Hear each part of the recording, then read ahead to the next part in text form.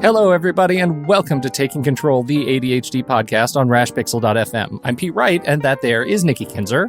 Hello, everyone. Hello, Pete Wright. Hello, Nikki. It's Q&A day. It's a grab bag of fantastic questions and hopefully some improvisational but sound answers to those questions as we dig into the show today. Before we do that, head over to takecontroladhd.com to get to know us a little bit better. You can listen to the show right there on the website or subscribe to the mailing list, and you'll get an email each time a new episode is released. You can connect with us on Twitter or Facebook at Take Control ADHD, and a special shout out to all of you who have committed to this show as supporters through patreon.com/the ADHD podcast. For as little as $1 a month, supporters get access to our Facebook live stream each week by way of our double secret Facebook private group just for those people, and they know that their ducats are supporting the continued long-term function and development of this show. Patreon.com/the ADHD podcast. Thank you so much. All right, Nikki, you got all these questions. Where do you want to start? Let's just start with the first one that I wrote down, shall we? I'd like it. It's a good place to start, right? No rhyme or reason. No. Okay, so this gal had two different questions and wanted to know if this was common. Okay, so she has noticed that she's developed a little bit of a bias as she's learned more about ADHD and processed it, over the past couple of years. And what she's finding is that she really prefers to work with people who have ADHD. She loves her non-ADHDers in her life, but have a special place in her heart for those that have that special sauce of ADHD. So her first question is, do other people feel the same? Yes. Yes.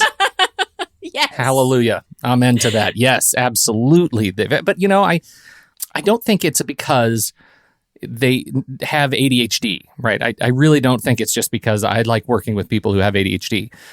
It's because in general, speaking way too globally for anybody's good, but in general, I find that people who are aware of their ADHD tend to have a deeper awareness and sort of they've internalized the kinds of tools that they need to be super productive and to collaborate well, and because they need all of these systems just like I do, and our systems usually work well together.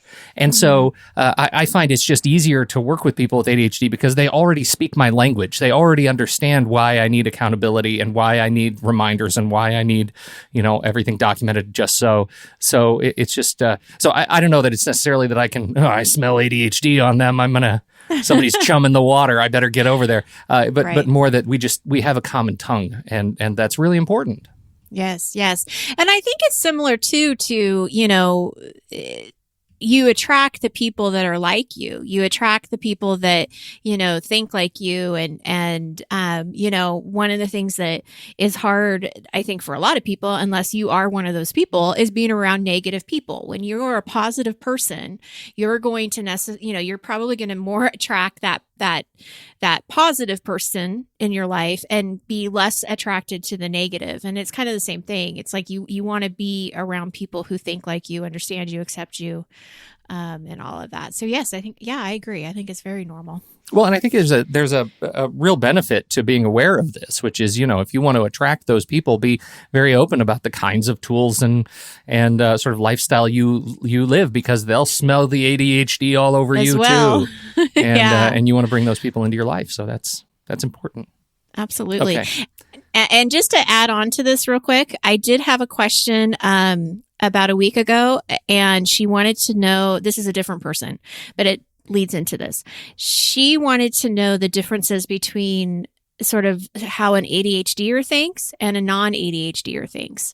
And so we are going to do a show on that. And I don't know exactly how it's going to look, but I know Pete's going to interview me on a few things so that we can kind of see where maybe some of those differences are. Not to compare to each other right or wrong. It's just to see what the differences are. No, and we will be comparing right no, or wrong. we will not. Yeah, somebody's going to win. Not. No. There will be a winner decided on this show. No, we're not. People can still hear you, Pete, right? So anyway, I'm looking forward to that because I've been thinking a lot about it. So excellent. Okay. Excellent. All right. All right. So second Next we question. have, was this a second question or is there another question around This is- technology here that's coming up? Well, yeah, this was actually from the same person, but it is a technology question. So go All for right. it. My Well, friend. the question is, do you have any experience or advice with regards to noise canceling headphones? Seems like a decent solution for my office environment, but I'm not sure that spending the money up front is worth it if the solution may or may not work for me. This is actually a great question, and there's a difference between sound isolating headphones and noise canceling headphones. The headphones that I'm wearing, right, these over the ear, they're giant. They have this big puffy, cushion on the ear. These I find are really good for isolating sound from my head. But it's more muffled, right? And so these are not noise canceling. They don't have any technology in them that is actively putting sound in my head, the white noise in my head to counter the noise around me. And what, the best noise canceling headphones are doing, the Bose noise canceling headphones, for example, they actually have microphones on them. So they're listening to the sound outside and they're actually putting in a cancellation wave, a white noise wave that your music can get through, but the exterior sound cannot. So it's very, very smart, and they are very, very expensive generally. And so you really, that's a smart question. You don't want to do this unless you have, you're sure it's going to work. You can get cheaper headphones. You can spend $50-$60 and get some Sonys with noise canceling built in. They're not as smart, but it might give you an idea as to whether this will work for you. You can get a sense of whether or not this is going to be a solution that'll work for you. I also find that if wearing the giant over the ear cones isn't going to work for you, you can try something like an in-ear headphone. Etymotics, for example, makes a really great in-ear headphone. And if you want to go the extra mile, you can call an audiologist or a hearing testing agency, and you can actually have molds made of your ear. This is what musicians do, right? So you have molds made of your ear in your ear canal, and then those are manufactured into a little rubber gasket that goes on the end of your great in-ear headphones. And then you put them, they're made for each of your ears. So you put them in your ear. And what I find is because there is there's a hard seal between your ear and that's the shape of your ear and the outside world, it actually reduces a lot of noise without having to go the route of having the actual white noise pounded into your ear all the time. So, I really liked it. I had them for a long time and swore by them, especially for podcasting. That's why musicians use them. You see the guitarists, they have, those are their monitors, so they can hear what they're playing more clearly, or what they're singing more clearly over the sound of crowds and things like that. Because, clearly we're all our own inner rock stars. And you want to make sure that you have that taken care of. So that is one way to look at it. That's not a cheap route. And buying really nice Bose, noise canceling headphones, effectively is going to cancel it out. But if you don't want the technology of, noise canceling in your head all the time, this is kind of a fun way to be more discreet and have headphones that really lock in your brain. So, and you can just describe it to people as I'm putting out my inner rock star. I'm my inner rock star. Yeah, I am. That's what it is. I'm expressing that. Yeah. Yes, I love that. Okay. Yep. All right. So next question is for me. I am considering getting an ADHD coach, but I live in South Africa, and it seems like there is not much awareness of ADHD in adults yet. I've done a basic search and no real joy. I'm not sure whether I should try going to and this is in quotes, normal executive coach, and rather just try and screen and educate them on ADHD. Okay, so this is where I'm on the fly a little bit because I don't have I haven't prepared notes here. So when I first read this, I thought, normal, that's kind of funny to me because really what is normal? Yeah, no executive coach is normal. Everybody knows that. Right. I mean, and there's no normal ADHD coach either, right? I mean, the coach is not... you have to find a coach that you work with, regardless if you think they're normal or not. They should be only as normal as you are. How about that? Exactly. Yeah. I would say I think that you would be putting a lot of energy into the coaching relationship by trying to educate ADHD, to that coach if they don't know a lot about it. I don't know if it would be worth it. So I think that it would be worth interviewing some executive coaches and finding out what their experience has been with ADHD, how much they know about it, what their style is normally, and kind of get an idea of if it would be a good match or not. There's a lot of ADHD coaches that you do have access to too, because so many of us actually do Skype, we do FaceTime, we have these, great resources where you can call into a number and it doesn't matter where you live, and we can coach you. So I wouldn't exactly think that just because it's not necessarily prevalent in South Africa, you could still find a coach somewhere else too that is ADHD specific. Yeah, once you let go of the fact that the assumption that you have to sit down and meet with somebody face to face, right? It's much easier to find somebody who can help you. It's much easier, and I don't think that executive coaches. I mean, I just have to say this. I mean, I think they're great coaches out there but there are coaches out there that don't understand ADHD, and that's probably not going to be the best coach for you. So I do think it's just like organizing. If you're going to have a professional organizer, make sure you hire somebody that understands ADHD. You think differently, and you want that coach to work with you and not give you ideas or work with you in a way that you're like, what? That's never going to work for me. Right. What are you talking about? Right. So, yes. Excellent. There you go. Next question it's a great question. Do you have any good strategies for coming down from overstimulation? I find that I particularly get overstimulated during long meetings with colleagues, and sometimes from driving in traffic. It's hard to try to figure out a strategy once you're in that space. So I need some suggestions to try when I do get there. Yes. Oh, look, you're holding up a book. I'm holding Focused up a book. Forward. Yes, and indeed. It's called Focused Forward. And he answers your question beautifully.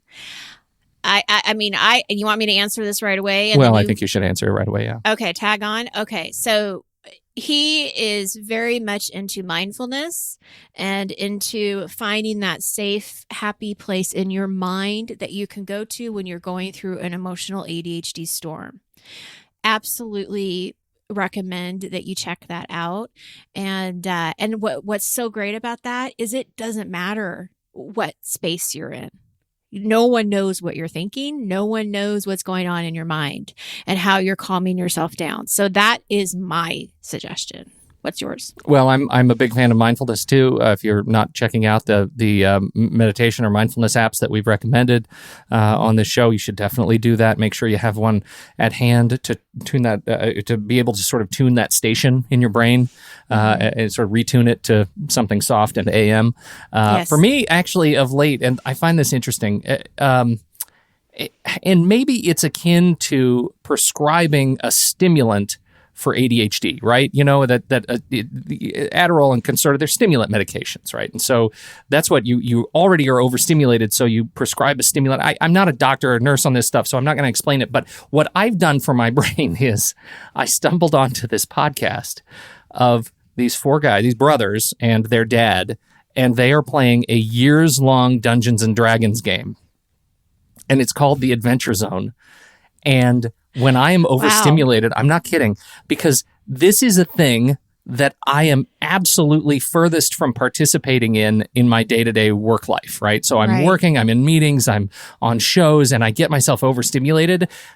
What I need to do is take my brain and say, whoop, we're going to go over here for a little bit and simmer down this other part in the background. And so when I turn on these people playing ADHD or playing ADHD and dragons, playing Dungeons and Dragons together. They might have ADHD. You never know. Believe me. Believe me, there are some issues there, but there are four. Their father and these three adult men are playing this amazing years-long game of Dungeons and Dragons, and I turn on an episode and I absolutely am able to disconnect in about 15 minutes. I'm feeling myself, my blood pressure goes down, like my pulse goes down. I'm just feeling more comfortable in my skin again. So find something like that distracts you enough, that is furthest from where you are right now. And that's one thing that works for me. I love that idea. Yeah. I am going to completely change the subject for a second, because when you talked about the medication, it brought up something that I watched this morning on the Today Show. There is a new documentary on Netflix. It airs today. It's from Mariah Shiver, and it's about Adderall and the epidemic between the abuse that they're finding in college students and young adults. Now, it's interesting because I watched the clip. I watched a few minutes on the Today Show, and what really bothered me, and I might actually send a little comment in to see if they'll do a follow-up, is they talk about the medication and how it's being abused. And it sounds like it's for people that, aren't using it for ADHD. They don't have ADHD. So I'm hoping that they will do a follow-up that will also explain why the medication is necessary for ADHD, because they're missing a very critical piece of this issue. And so I'm going to watch the documentary probably over the weekend. I'm totally going to watch it over the weekend and see what, I don't know what the angles are and everything. But anyway, I wanted to throw that out to the audience so that they can see it. And, I don't know. I mean, I'm not one to write a show and say, hey, you should do this. But this really sparked something to me. It's like you're missing half of the story here. So we'll see what happens. It's a very important half. It is, because it just makes it look like all these people are using it to abuse it, and they're forgetting about the people that need it, Right. And whose their lives and livelihood depend on these medications. Yeah. And they're comparing it to, more heavier drug use. And I know that, they're controlled substances. And so a lot has changed in the years since we've been dealing with meds in our house and having to, make the right phone calls at the right time, coming from the doctor, going to the pharmacy. Things have changed for good. We want controlled substances to actually be, controlled. But there are certainly some challenges with that. So that'll be an interesting story to watch. All right. Yes. Okay. Moving on.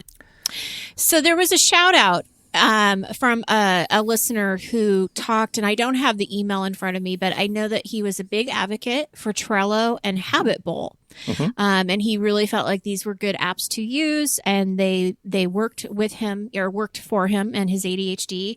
I'm familiar with Trello. I'm not familiar with Habit Bowl. I don't know if you have any ideas or thoughts around these things. Habit Bowl is, you remember we've talked about these habit streak apps, right? Streaks. And we've talked about these kinds of apps where you have something you want to learn to do, and it takes a long time to form habits. And so this is a little app that notifies you, and you can set your goals and that kind of a thing. Okay. Habit Bowl is a really beautifully refined version of that, and with lots of great features and wonderful interaction design, and it's a good looking, cool app. And so, I will shout out as well for that one. Not as vociferous a shout for Trello. I'm really glad that it's working for this listener. It doesn't work as well for me unless I'm collaborating with somebody else. But anyhow, two great apps. Yeah. Next question is, oh my goodness, it has to do with navigating ADHD in the marriage. I know, and I'm going to let you sum this one up because you're so much better at that than me. Summarizer in chief. He is an INTJ on the Myers-Briggs, and his wife is an ENFP. That's a fascinating polarization there. Both have ADHD, but given their personalities and individualities, it looks different for both, and we respond very differently. In my case, I love putting all my work into systems and scheduling time. Lists and schedules are comforting, and they give me a sense of confidence, peace, and direction. See, back to that other question, I'd want to hang out with this person right here. We have the same language. But his wife is directly opposite. His Trello boards and to-do lists and schedules absolutely stress her out. Totally relate to that too. She loves living in the moment, taking life as it comes, being spontaneous. She enjoys chaos and the lack of structure because it leaves room for unanticipated possibilities and the excitement and freedom of making decisions in the moment. Schedules feel suffocating to her and restrictive. How do you know what you'll need or want to do at a given time before you get there, she says. They're both pretty good at accommodating one another, he says, but sometimes this can be a significant tension because they approach things so differently. For instance, and here's the nut, they're in the middle of remodeling their house.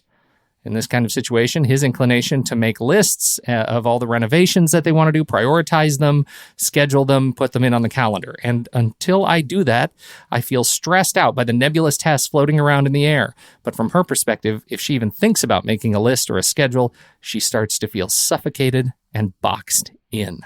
We love each other very much, but sometimes we drive each other crazy. Any tips or suggestions for how to navigate a relationship like this?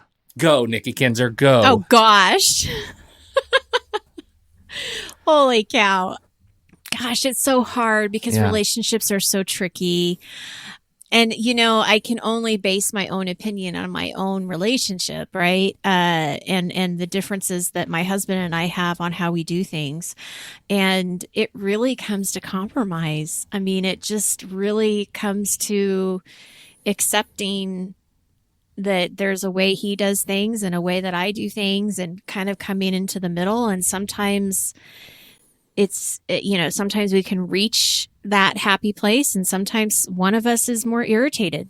I don't know. Yeah. I mean, it's really hard. There's a need for buckets in my view. You need a bucket, and in these buckets go the elements of your lifestyle or of your life that are going to be effectively owned by one or the other of you, right? And so you're talking about a remodeling project. There is no rational way I could approach a remodeling project and see it actually get done without having schedules tied to it, right? You have to have schedules tied to it. And for that seems very clearly to fit into his bucket. He needs to own that. And the result of him taking ownership of that is it's going to put pressure and stress on her. And we have to acknowledge that it's going to be hard for her to let go of that and to see schedules that are clearly going to stress her out. But what is he going to give up in their life to be less scheduled, less structured, that are going to go into her bucket? The things that, like you just have to be able to define these buckets and take on that role. I mean, for us, the buckets are, much more clearly around money. My wife handles a lot more of the financial stuff. They used to be in my bucket years and years ago. It's not in my bucket anymore.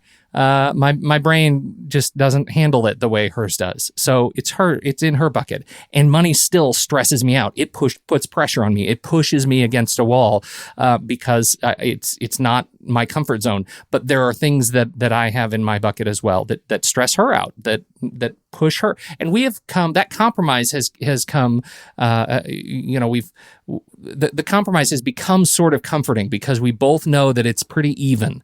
The things that stress her out, I'm understanding of that. I'm telling her, I know this makes it hard for you. Thank you. And the money stuff, I know this stresses you out. I know you don't like thinking about this. We have some bills due. Where do you stand on your client billings for the month? And she has accommodated me by being more gentle when she talks about money for me. So that's the kind of compromise that at least has worked for us. It's just, you have to take ownership of certain things. How could you possibly attempt any sort of construction gig without putting there are just way too many people involved, too many people who have to come into your, you have to make decisions. And they're all on a schedule. Be a final. Mm-hmm. Yeah. Oh yeah, definitely. That is what I found. Like even in terms of, when I'm not at my best and scheduling is just out the window, the rest of the world works in schedules.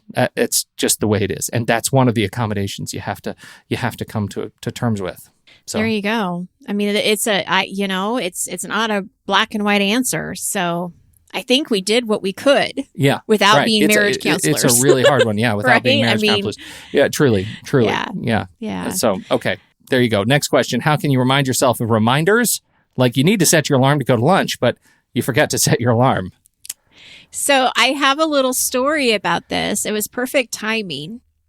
This came in just this week, and I just was talking to a client about checking her calendar and reminding her to check her calendar. And so what we found in this conversation is reminders weren't helping her. Alarms were not helping her because the alarm would come off or would go off, and if she was in the middle of something, she'd turn it off. And so, and then the alarm goes, the notification at that point goes away, right? Like it doesn't come back unless you have it as a reoccurring thing. So alarms for her weren't working, but I still wanted her to try to get into the habit of checking her calendar. She still wanted to get in this habit. So this is what we came up with. Every morning she goes and gets a cup of coffee.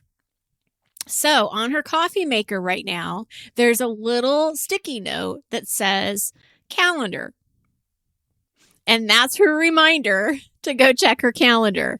So it's not an That's alarm. great. It's not, Yeah. and it's going to stay there until it's a habit, which, who knows, that it could stay there. It could be a permanent fixture as part of her coffee maker if she wants it to be. But that's what we did. So that's what I would encourage her to do is, what's the pre-step before the alarm? Because if you're not remembering the alarm, then what's going to remember you or remind you to do that? So, Yeah, right. Any other That's thoughts? huge. Well, of course, for me, it's always going to be a digital solution, and it probably shouldn't be in most cases. But in this case, I actually have set the apps that are most important to me to remind me to do things. I've set them to open when I start my computer.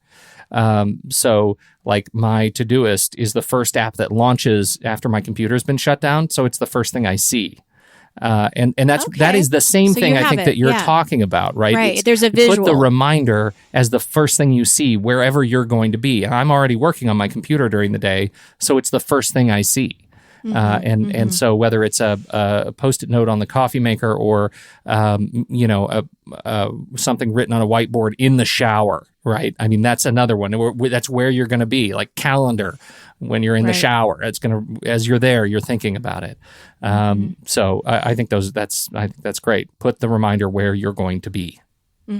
Absolutely. Yeah. All right. Okay. So last question. And this actually was a question that was in our Patreon group, but I wanted to share it with the world because the last time you and I talked about hyperfocus was in 2014. That's a long time ago, Nikki Kinzer. It was a long time. And it was funny because the question is there a way to stop the hyperfocus? Her bosses are getting a little mad at her about it. And I remember we did a show on hyperfocus. So I went back into our archives and I put the link into our Facebook page and said, listen to this and then let me know if you have any questions. And she did.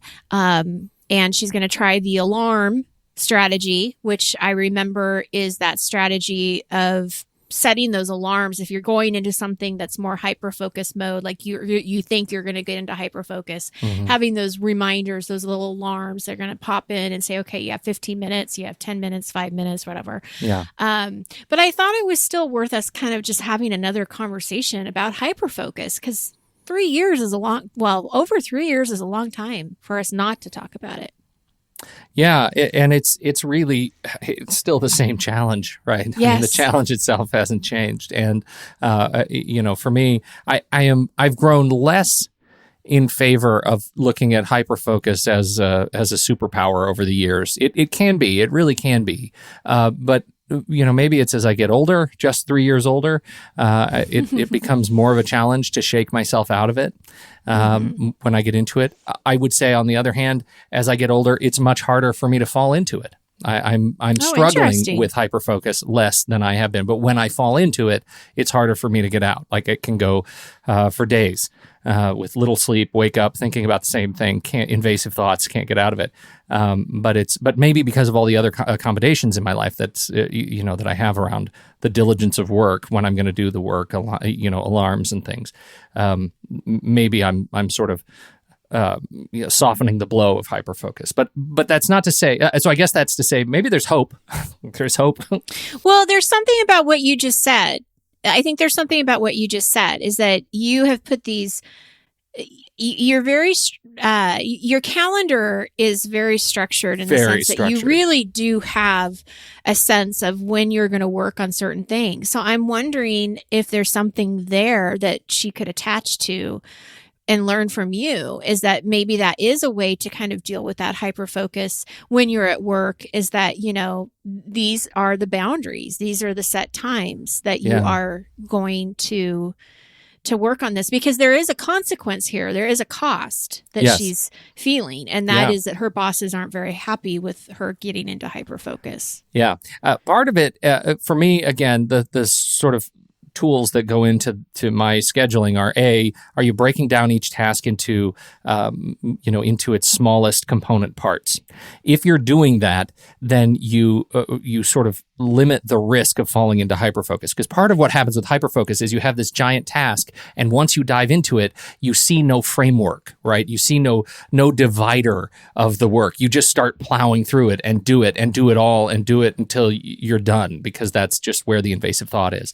And for me, if I take this massive task before I actually start the work, before I feel the pressure of hyperfocus, and I break it into, maybe it's I need to do 10 of these things for the next half hour and then schedule another 10 of them the next day, that keeps me from falling into the trap of hyperfocus, because I'll always schedule something after that. I'll schedule a meeting with somebody, I'll schedule a call, I'll schedule something, another layer of task to help me move to something else, right? Very thoughtful. And that's a really important part. And if you have the task broken down enough, then you can put all those tasks on your calendar in your work box, and then you can move on to the things that come appropriately next, without stressing yourself out so much. I like that.